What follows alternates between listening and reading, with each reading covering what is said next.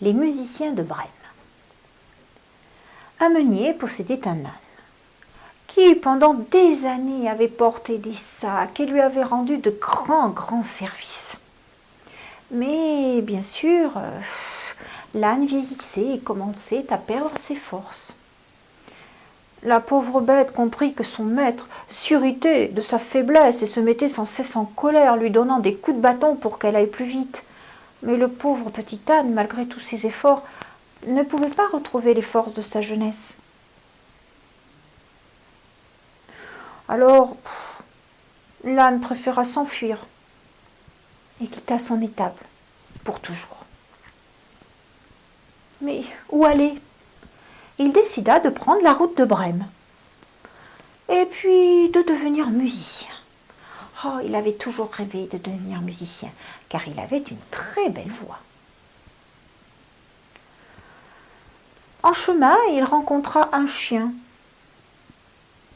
un pauvre chien couché au bord de la route dans le fossé.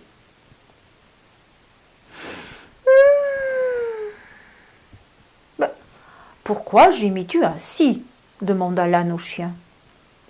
Oh, répondit le chien, parce que je suis vieux.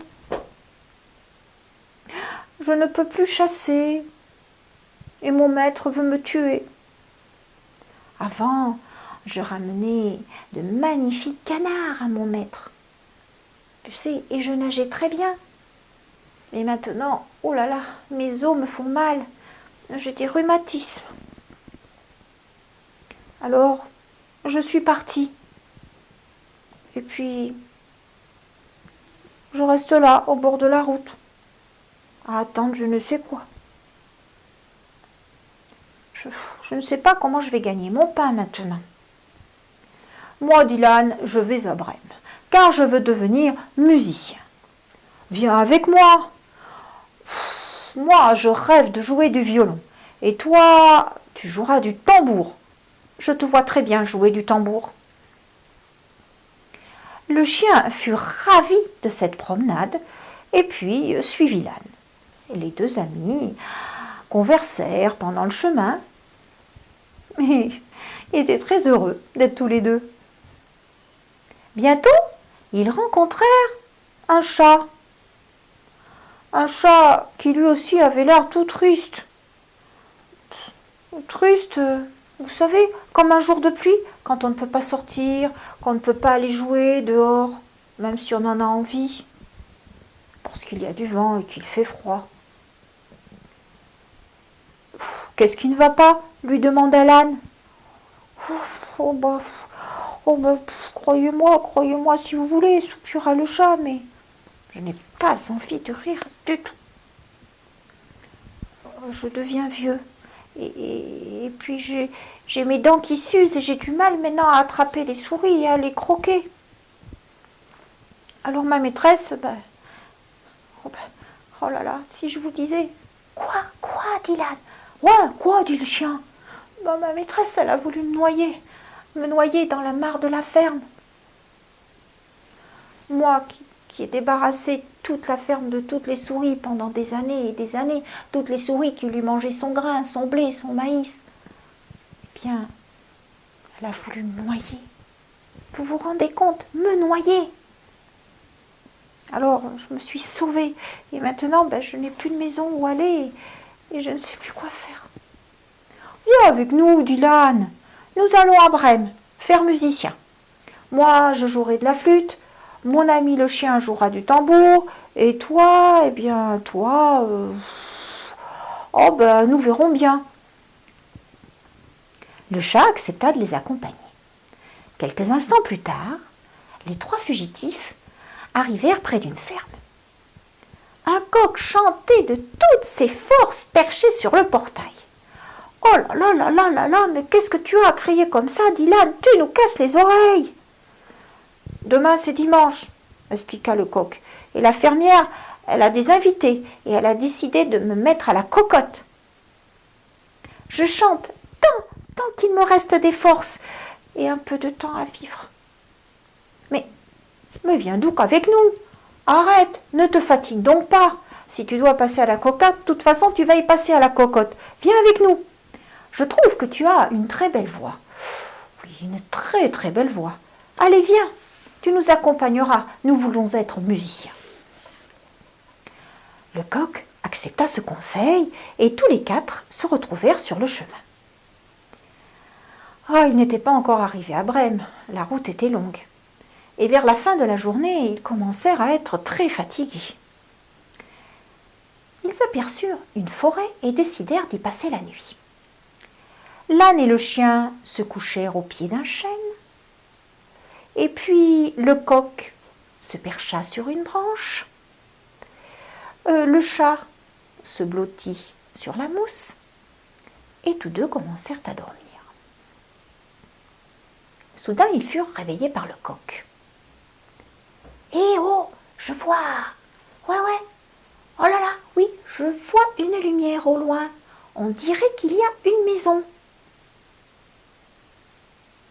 « Ah, ça se pourrait très bien, dit l'âne. Allez, allons-y. Car ici, bon, ce n'est quand même pas très confortable. Nous trouverons peut-être une maison accueillante avec un bon feu dans la cheminée et du bon foin. » Le chat pensa que un petit peu de viande serait le bienvenu. Oui, un bon petit morceau de viande. Ils marchèrent donc vers la lumière, qui grandissait au fur et à mesure qu'ils s'approchaient. Finalement, ils arrivèrent devant la maison, qui était habitée par des voleurs. L'âne regarda par la fenêtre. Ouh là là! Hé, qu'est-ce que tu vois? Demanda le coq. Ce que je vois une table bien servie. Oh, je vois du poulet, je vois des légumes, un bon gâteau et des gens qui sont en train de se régaler. Mais en regardant bien, oui, ce sont des voleurs. Des voleurs! Oh là là, et pourtant c'est une maison comme ça qu'il nous faudrait, dit le coq. Ah oui, eh oui, répondit l'âne. Mais que pouvons-nous faire? Les quatre amis se mirent à discuter, cherchant un moyen de faire fuir les voleurs. Finalement, ils eurent une idée. L'âne appuya ses pattes de devant sur le rebord de la fenêtre. Le chien sauta sur son dos, le chat bondit sur le dos du chien et le coq se percha sur la tête du chat. Puis, ainsi installés, ils commencèrent leur musique. Chantait l'âne, aboyait le chien, faisait le chat, criait le coq. Les voleurs, en entendant cette drôle de musique, s'arrêtèrent de manger et furent épouvantés. Ils n'avaient jamais entendu un tel vacarme. Croyant qu'il s'agissait d'un fantôme qui hantait la maison, ils s'enfuirent à toutes jambes. Nos quatre musiciens se mirent à rire et en profitèrent pour s'installer autour de la table. Et là, ils firent bombance. Ah, ils mangèrent comme jamais. Puis, rassasiés, ils soufflèrent les bougies.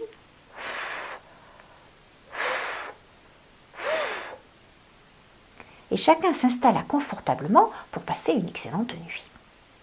L'âne se coucha dans la cour, sur le bon tas de paille bien fraîche. Le chien se coucha devant la porte. Le chat se roula tout près de la cheminée pour profiter de la chaleur. Tandis que le coq se perchait dans le vieux poulailler. Comme ils étaient fatigués d'avoir marché, ils s'endormirent tout de suite.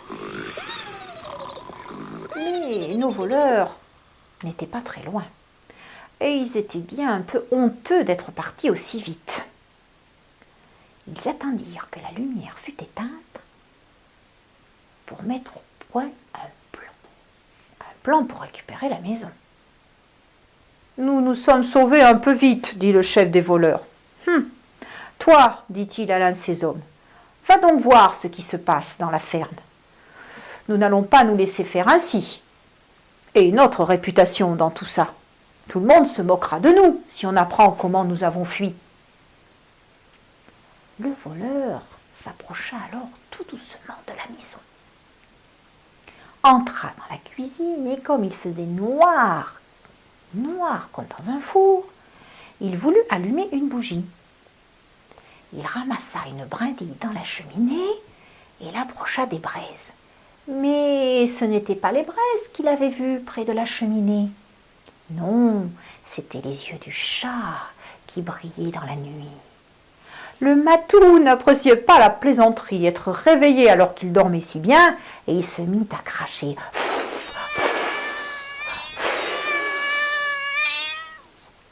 Et toute griffe dehors, il sauta sur le visage du voleur. L'homme voulut se sauver par la porte de derrière, mais là, il y avait le chien qui était couché devant la porte et qui n'apprécia pas non plus d'être réveillé ainsi. Et il sauta sur le voleur et il lui mordit les mollets. L'homme s'échappa dans la cour, mais dans la cour, qui dormait paisiblement sur un bon tas de foin odorant? Notre ami l'âne. Ah, l'âne n'accepta pas non plus d'être réveillé de la sorte. Et paf! D'un bon coup de sabot, il l'envoya très très loin dans la cour. Ah, mais que se passe-t-il donc? Se dit le coq. Je dormais si bien dans mon poulailler. Et il se mit à crier Cocorico! Cocorico! Et le voleur s'enfuit à toutes jambes, ne sachant plus où aller. Oh là là là là, il se réfugia dans la forêt auprès de ses camarades et leur dit Oh là là, dans la cuisine. Si vous saviez dans la cuisine. Bah quoi, qu'est-ce qu'il y avait dans la cuisine? Il y avait une sorcière affreuse avec des doigts crochus, un nez crochu, des yeux rouges qui brillaient dans la nuit. Et elle m'a griffé à la figure. Elle a voulu me jeter un mauvais sort et me transformer en crapaud. Et derrière la porte, quand je me suis enfuie, j'ai cru être sauvée. Bah, derrière la porte, il y avait un homme avec un couteau grand comme ça, pointu, qui m'a donné des coups de couteau dans les jambes. Et puis dans la cour, mais dans la cour, il y avait un monstre tout noir, plein de poils énormes, qui m'a donné un coup de marteau terrible dans les fesses. Et puis il y avait un juge dans une ferme. Oui, un juge qui s'est mis à crier « Condamnez ce coquin, pendez ce coquin, il faut arrêter ce coquin !» Mais tu es bien sûr, dit le chef des voleurs. Oh là là là, c'était affreux. Ah, je n'y retournerai pas. Allez-y si vous voulez. Le mieux est de fuir, je vous assure. Cette maison est maudite. Et tous les voleurs s'enfuirent, épouvantés par le récit de leurs camarades. Les 4 amis, eux, en rire jusqu'à la fin de la nuit. Oh là là là là, pour des voleurs, ils n'étaient pas très courageux. Et puis, ils discutèrent et trouvèrent que cette maison, cette petite ferme était bien agréable. Pourquoi ne pas s'y installer? Elle était encore en fort bon état. Avec quelques petits travaux, ils pourraient y passer une retraite très heureuse. Oh, tant pis, ils n'iraient pas à Brême faire musicien. Oh, ce n'est pas grave. Leur projet actuel était bien plus intéressant. Alors, ils s'installèrent dans la ferme. Ah, ils étaient heureux. Plus de maîtres pour les battre, plus de maîtres pour les faire travailler du matin jusqu'au soir. Ah non, ils étaient bien dans leur petite maison. Et puis, ils y vécurent très très très très longtemps, heureux et en paix. Nos 4 amis avaient enfin trouvé le bonheur.